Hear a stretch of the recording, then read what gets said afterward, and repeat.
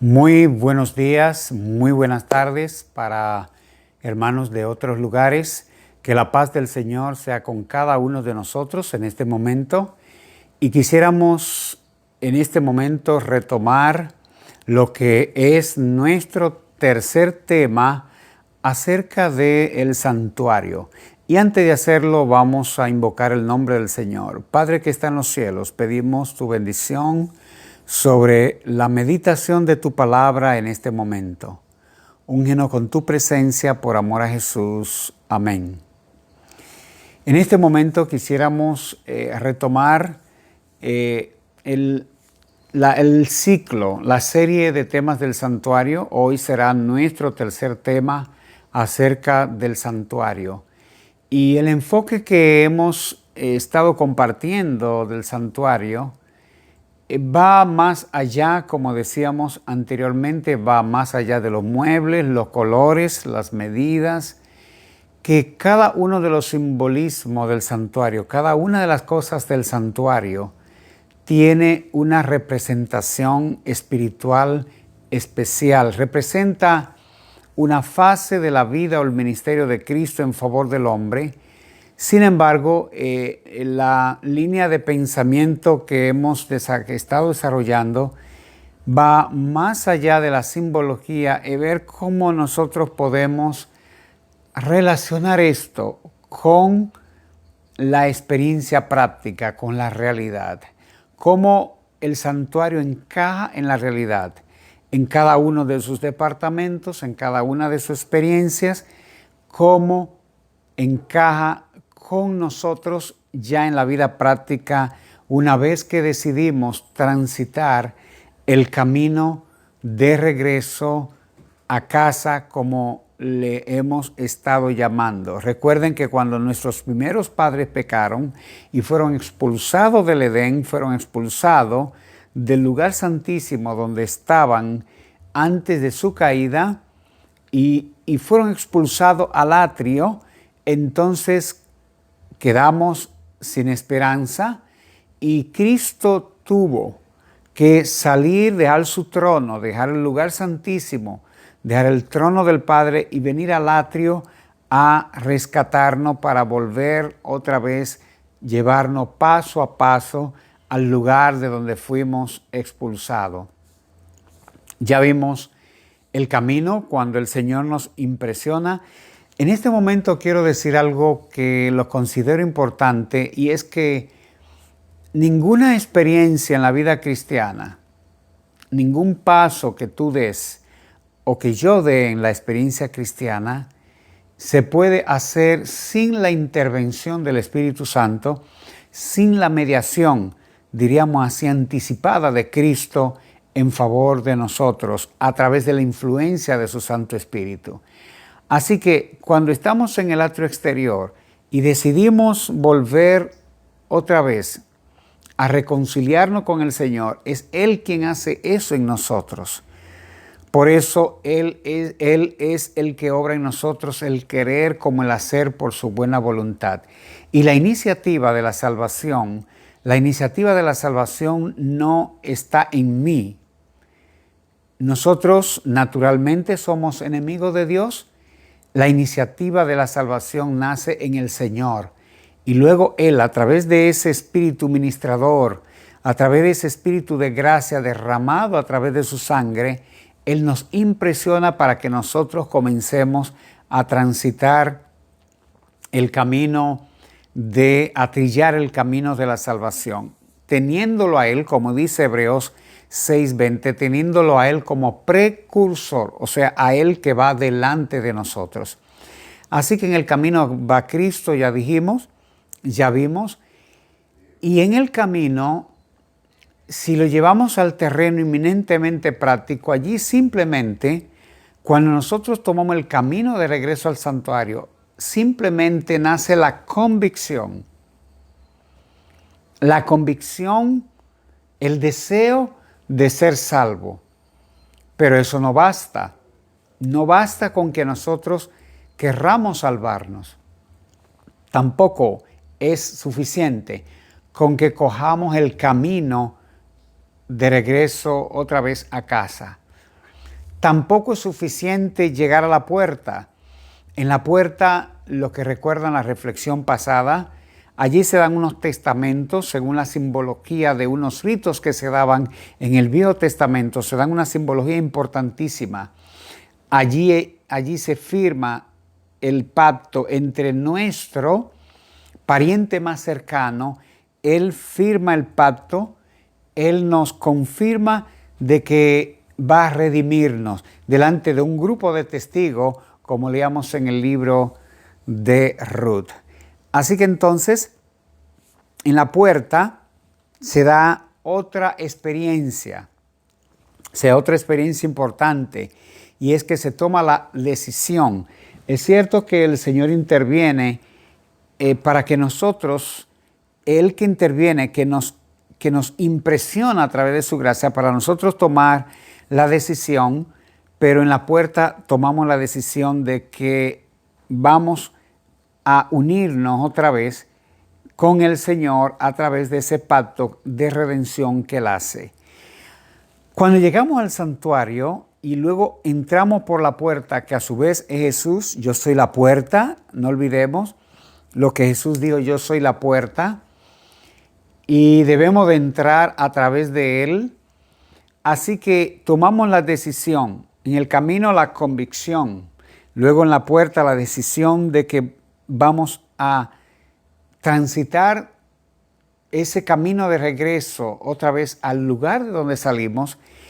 Y cuando entramos al atrio interior, en el atrio interior entonces, no olvidemos, y esto es muy interesante, no olvidemos que al atrio interior no entraba cualquier persona. Para entrar al atrio interior, debía tú hacer identidad, debía tú tomar la decisión, ser parte del pueblo de Dios para tú poder entrar al atrio. En la realidad de Israel, un gentil no podía entrar al atrio interior del santuario, tenía que quedarse afuera en el atrio exterior. Y entonces, cuando nosotros entramos al atrio, entonces en el atrio vamos a experimentar dos pasos importantes, que es el que vamos a ver en este momento a la luz de la Biblia, esos dos pasos importantes que se dan. Y lo vamos a ver a la luz de la realidad de la simbología a través de los dos muebles que hay en el atrio interior. El primero era el altar del sacrificio. Y es muy importante y técnicamente nosotros diríamos, bueno, pero debe estar al revés. En el atrio debió estar el primero, el lavacro, que es símbolo del bautismo, pero no. Está el altar. ¿Por qué está el altar? Vamos a la Biblia, a Marcos 8:34. En el libro de Marcos 8:34 leemos lo siguiente. Miren lo que dice Marcos 8:34. Y llamando a la multitud y a sus discípulos, les dijo. Marcos hace una narrativa muy interesante. Dice que Cristo llamó a la multitud que estaba con él y también a sus discípulos y les dijo, si alguno quiere venir en pos de mí, niéguese a sí mismo, tome su cruz y sígame. Así que Cristo llama a la multitud, llama a los discípulos y le dice, si alguno de ustedes quiere seguir en pos de mí, a los discípulos reconfirmándolo y a la multitud invitándolo. Si alguno quiere seguir en pos de mí, dijo Jesús, niéguese a sí mismo, tome su cruz y sígame. Interesante que Cristo, aunque en la gran comisión de Mateo capítulo 28, parece como si fuera al revés, que estuviera dado el mandato de la gran comisión. Realmente antes de cualquier cosa, lo que el penitente tiene que tomar la decisión, lo que tú tienes que tomar la decisión, lo que yo tengo que tomar la decisión, es de tomar la cruz de Cristo y seguirle. Porque vamos a ver en este momento qué significa tomar la cruz de Cristo. Pero antes vamos a ir a otro versículo. Pero en este momento Lucas lo narra desde una perspectiva un poquito más diciente que lo que hizo Marcos. Lucas 9:23. Miren lo que dice Lucas 9:23. Lucas dice: y decía a todos. Marcos decía a la multitud y los discípulos. Lucas dice y decía a todos. Ahí pueden estar la multitud y los discípulos incluidos. Si alguno quiere venir en pos de mí, niéguese a sí mismo y tome su cruz cada día y sígame. Así que Lucas agrega un elemento importantísimo en la carrera cristiana. El altar del sacrificio que estaba en la simbología del santuario terrenal y que también está en la realidad del santuario celestial, está el altar, es símbolo de sacrificio, de aceptar el sacrificio o lo que significa seguir a Cristo, que es el sacrificio que él está mencionando aquí en Lucas y en Marcos. Y dice Lucas, agregando un detalle importante a Marcos: niéguese cada día, tome su cruz cada día y sígame. Esto es muy interesante porque la experiencia cristiana, cuando nosotros decidimos seguir al Señor, el matrimonio que hacemos con el Señor y ese camino que comenzamos a trillar es en la realidad es un asunto de cada día. No es circunstancial, no puede ser circunstancial, no puede ser temporal, tiene que ser cada día. Así que cuando nos encontramos con el altar, nuestra entrega a Cristo, cuando nos decidimos entregarnos a Jesús, cuando tomamos la decisión en la puerta, lo primero que aparece en el atrio es que debemos aceptar la cruz de Cristo. Y aceptar la cruz de Cristo significa participar de sus sufrimientos, participar de su carácter, participar de su misión, participar de todo lo que estuvo envuelto en la redención efectuada a través de Cristo, hecho una realidad en la cruz del Calvario. Así que esta realidad, Lucas dice que es un asunto diario. Tomen su cruz cada día y sígame. Cuando nosotros entonces cuando nosotros comenzamos a experimentar el santuario, ya no a partir de la simbología del camino, de la puerta y del atrio interior y su primer mueble, a partir de un concepto simplemente de algo conceptual, nosotros tenemos que irlo haciendo realidad. Participar del sacrificio de Cristo cada día de nuestra vida. Eso es un asunto diario. Cada día procurar ser semejante a Jesús, cada día ser como Él es, cada día anhelar ser lo que Él fue en esta tierra como modelo y ejemplo nuestro. Así que entonces, yo quiero leer un pensamiento de el Espíritu de Profecía que da una pincelada de lo que significa estar en ese altar del sacrificio, en la experiencia, en la práctica. Recuerden que estamos hablando no simplemente diciendo que estaba el mueble, que estaba la puerta, la ubicación geográfica, cada mueble tenía una ubicación geográfica, los servicios que se hacían allí, sino cómo se aplica a la experiencia nuestra como cristianos. Miren lo que dice la sierva del Señor en el Hogar Cristiano, página 34. Ella dice: todos los miembros de la familia giran alrededor del Padre, dice ella. Es el legislador y en su conducta viril ilustra las virtudes más austeras. La energía, la integridad, la honradez, la paciencia, el valor, la diligencia y la utilidad práctica. el padre es en un sentido el sacerdote de la familia. Y padres, los padres que me escuchan, pensemos en esto, porque cuando entendemos la experiencia cristiana desde un contexto práctico, lo que leo no debo leerlo nada más, porque si lo leo y no pasa de ser más que lectura y no procuro llevarlo a la práctica, el cristianismo la palabra no ejerce autoridad sobre mí, no tiene la autoridad debida sobre mí, no tiene el poder debido sobre mí. Cuando la palabra tiene sentido y cobra su autoridad y cobra su poder, es cuando yo la leo y aunque no esté experimentándolo en ese momento, tomo la firme determinación de hacerlo realidad, entonces la palabra cobra poder. Miren lo que dice acá. Vuelvo al pensamiento. El padre es el sacerdote de la familia que dispone sobre el altar de Dios el sacrificio. Escuchen esto. Que dispone sobre el altar de Dios el sacrificio. Que dispone sobre el altar de Dios el sacrificio a los padres. A los padres que escuchan esta reflexión, que disponemos sobre el altar de Dios el sacrificio matutino y vespertino. En Israel, en el santuario, había un símbolo.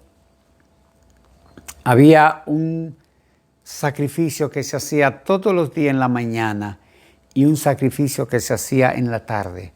Ahora, ¿qué es eso en la realidad? Es el santuario, la simbología. Ahora, ¿qué es eso en la realidad de un hogar cristiano, de un padre cristiano? Miren lo que dice acá. Ofrece en el altar de Dios el sacrificio vespertino, matutino y vespertino. La esposa y los hijos deben ser alentados a participar en esta ofrenda del altar y también el canto de alabanza a la mañana y a la noche. El padre, como sacerdote de la casa, debe confesar a Dios los pecados cometidos durante el día por él mismo y por sus hijos. Interesante cómo se da esa simbología en la realidad. ¿Cómo debo traer la simbología del santuario? ¿Cómo debo traer la experiencia práctica? No es que estaba el mueble, no es que estaba el altar del sacrificio, no era que estaba la fuente del lavacro, no, es qué significa eso en la práctica, en la experiencia. ¿Qué significa eso para ti?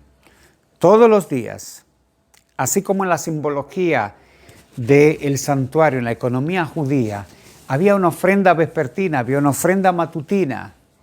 Todos los días debe de haber un culto de adoración en tu casa.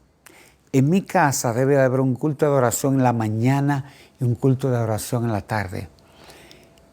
Quisiera que no te sientas enjuiciado, pero que te siente el llamado a pensar si tú lo estás haciendo así, si no lo estás haciendo así.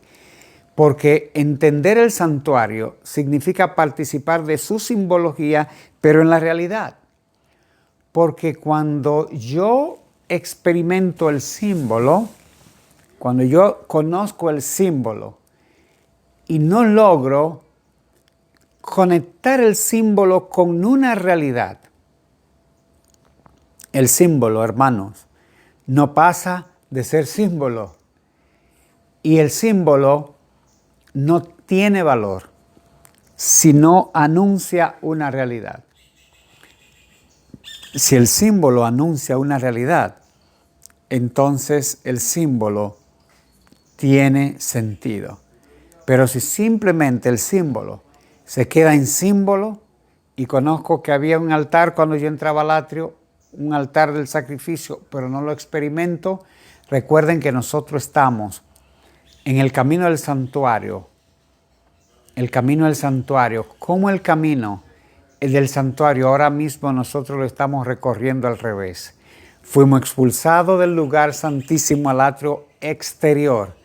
Y ahora a través de la sangre de Cristo, el sacrificio de Cristo, de la muerte de Cristo, de la mediación de Cristo, de la intervención de Cristo en este momento, de la influencia del Espíritu Santo obrando en favor nuestro, ahora mismo nosotros estamos corriendo un camino de reversa, al revés, para volver otra vez, para poder llegar otra vez allá al lugar santísimo.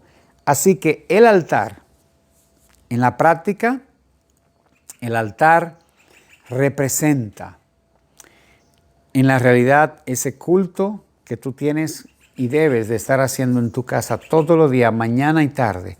Mínimo mañana, mínimo tarde. A pesar de las dificultades, a pesar de la estrechez, a pesar del trabajo. Ahí es cuando nosotros entendemos entonces lo que dijo Jesús en San Mateo. Buscad primeramente el reino de Dios. Así que hay que luchar por buscar primeramente el reino de Dios. Y toda la Biblia y todo el Espíritu de Profecía tiene una serie de ilustración de cómo debe hacerse ese culto también para los hijos que resulte atractivo, para la esposa, para el hogar que resulte atractivo, que sea menos, que no sea algo monótono, aburrido. Hay toda una educación de cómo hacerlo de la mejor manera, de forma que resulte atractivo para el círculo de la familia. Así que entonces, el altar es parte de la experiencia del altar, es ese culto, esa entrega diario, constante al Señor.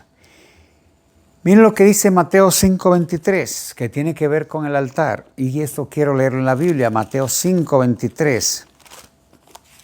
Una declaración conocida por ustedes, pero y por mí y por cada persona que estudia la Biblia, pero a veces olvidada. Dice, por tanto, si traeres tu ofrenda al altar, allí vuelve a aparecer el altar.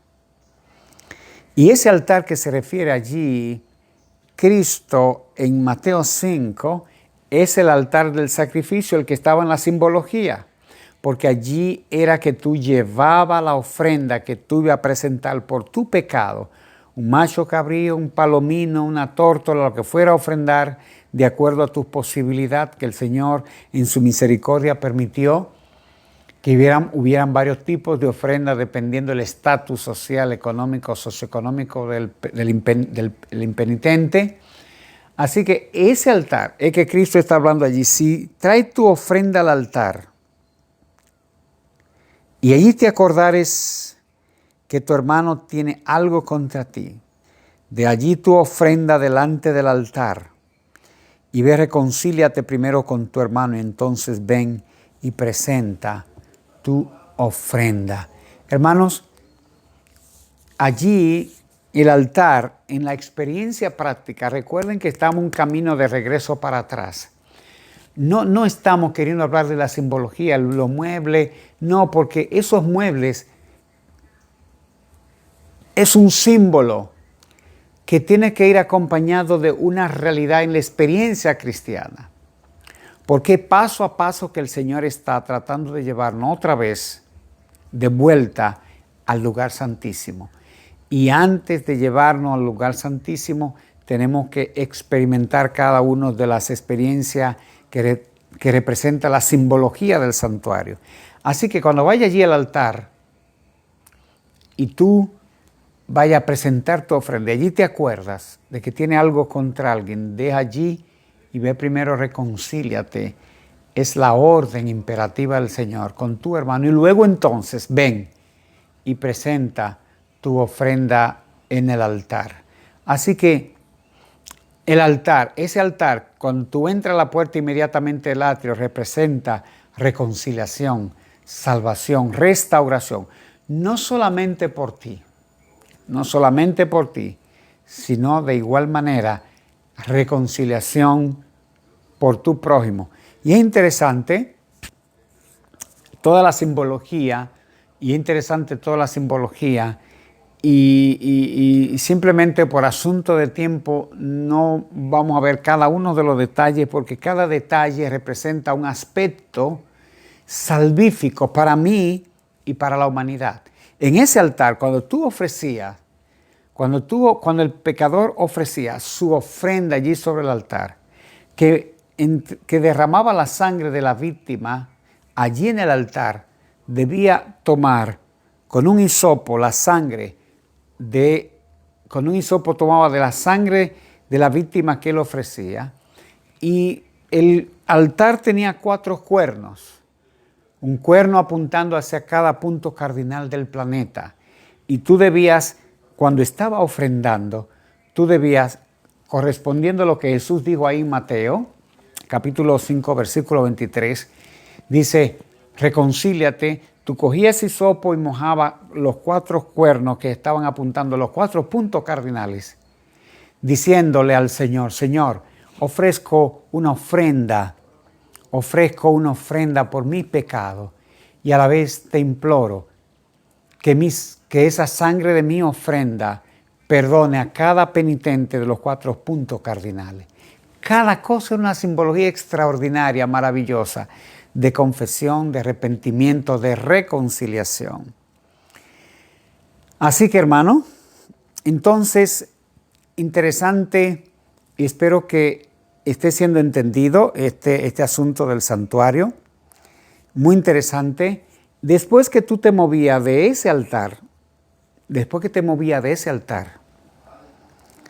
entonces te encontraba con un segundo mueble en el atrio interior del santuario.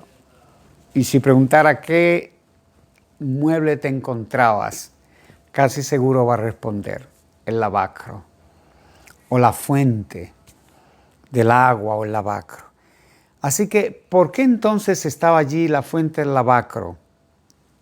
Muy interesante que antes de nosotros bautizarnos, y esto es muy importante, sobre todo para los que sentimos ese peso con las almas y queremos llevar las almas a los pies del Señor, que a veces queremos que los procesos se hagan al revés y los procesos tienen un orden lógico a la luz del santuario.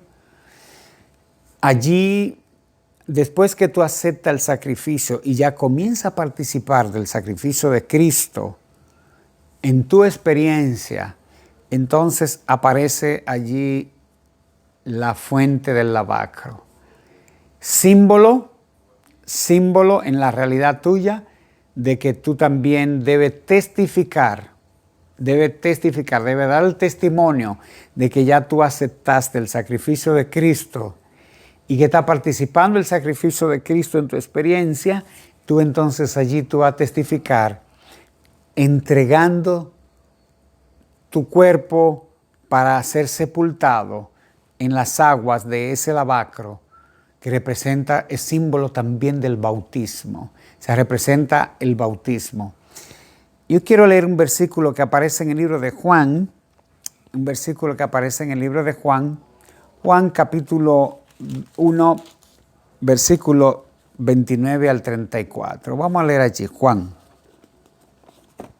Juan capítulo 1, y allí hay algo muy interesante, y cada expresión de la Biblia no está dada de forma accidental.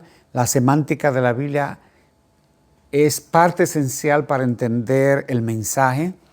Miren lo que dice Juan 1, 29 y 34. Miren lo que dice. Dice así, cuando Juan está bautizando a Jesús, cuando Jesús se acerca, cuando Juan está bautizando, dice, el siguiente día vio Juan a Jesús que venía a él y dijo, he aquí el Cordero de Dios que quita el pecado del mundo. Vamos a leer los demás versos, si así lo entendemos mejor.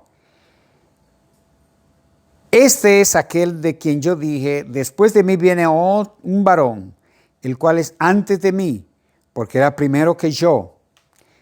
Y yo no le conocía, mas para que fuese manifestado a Israel, por eso vine yo bautizando en agua. Ahora miren el versículo 32. Y Juan dio testimonio diciendo, vi al Espíritu descender del cielo como paloma y permanecer sobre él. Y yo no le conocía, pero el que me envió a bautizar en agua, este me dijo sobre quién. Veas descender el Espíritu y permanece sobre él. Este es el que bautiza con el Espíritu Santo. Y yo le vi, dice Juan, y he dado testimonio de que este es el Hijo de Dios. Hermanos, en la fuente del lavacro, ese lavacro, que es símbolo del bautismo, tiene que darse un testimonio. Cristo no solo vino a desempeñar una misión. Cristo no solamente vino a redimirnos, a restaurarnos, a salvarnos. Cristo no solamente vino a desarrollar un ministerio público de 3 años y tanto sobre esta tierra. No. Sino que dio un testimonio público. Tenía que darse un testimonio. Tenía que darse un testimonio de que había venido el Cordero de Dios que quite el pecado del mundo, de que había aparecido sobre el planeta, el Cordero de Dios que iba a redimir a la humanidad. Debió darse un testimonio. Por eso Juan dice, y yo lo vi, dice el versículo 34, y yo lo vi, y doy el testimonio de que este es el Hijo de Dios. O sea, Cristo no vino a realizar un trabajo en secreto. Cristo vino a realizar un trabajo que tuviera un público conocimiento de que Él había venido a realizar ese trabajo. Así que cuando tú aceptas el sacrificio de Cristo y comienzas a participar de Él y a vivir ese sacrificio de Cristo, en el paso anterior, donde tú tienes que dar el testimonio, porque hay que dar un testimonio.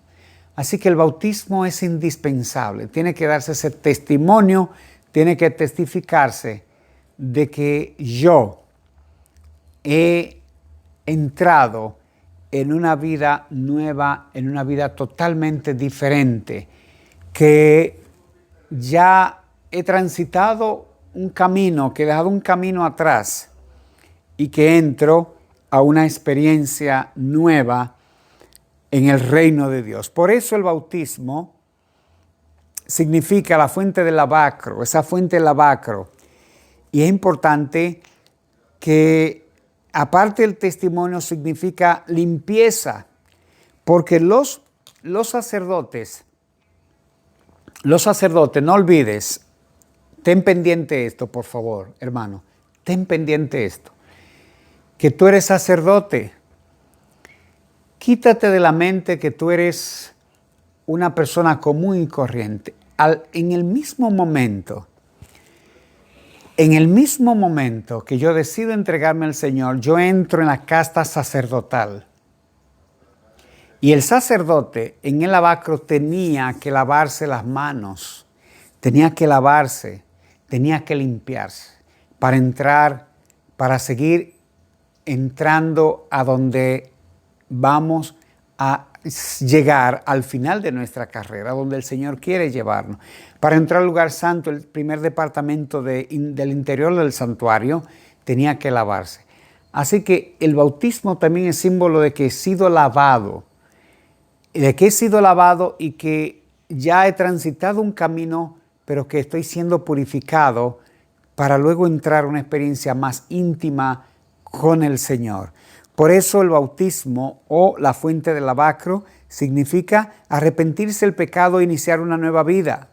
Juramento de lealtad, que tú juras una lealtad al Señor en público, que has sido dedicado a Dios. Cuando tú te bautizas, esa fuente del lavacro, olvídate, hermano, de la simbología simplemente. Eso tiene una realidad en tu experiencia. Tiene que cumplir una realidad. Significa que tú haces un juramento de lealtad a Dios, que has sido dedicado a Dios, que tu fe se acaba de iniciar para ofrecer todo lo que tú tienes al Señor, una vida entregada a Dios y que entra de forma oficial y públicamente en el reino espiritual. Así que ya estamos en el atrio, nos estamos acercando. Miren de dónde el Señor nos trajo. Fuimos expulsados por la rebelión, por aceptar la insinuación de Satanás en el lugar santísimo. No olvides que Adán y Eva cayeron en el lugar santísimo. Cuando tú estudias la simbología, Adán fue expulsado del Edén y Satanás fue expulsado del Edén, también dice la Biblia.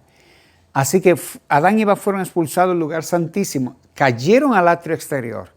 Y allí en el atrio exterior tuvo que venir Cristo a buscarnos, a entregarse por nosotros, a reconquistarnos.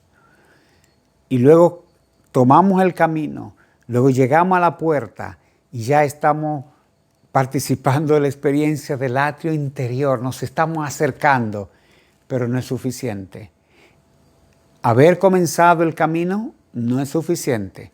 Haber participado de la experiencia de la puerta no es suficiente. Y haber entrado al atrio interior y haber participado de la experiencia del altar y de la experiencia de la fuente del lavacro no es suficiente.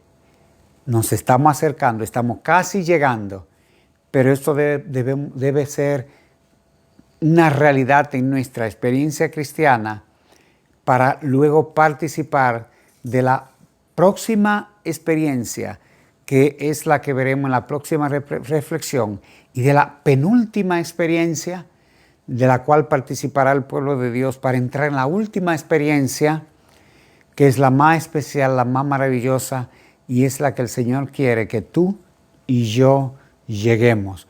No olvidemos que estamos cerca, pero no hemos llegado.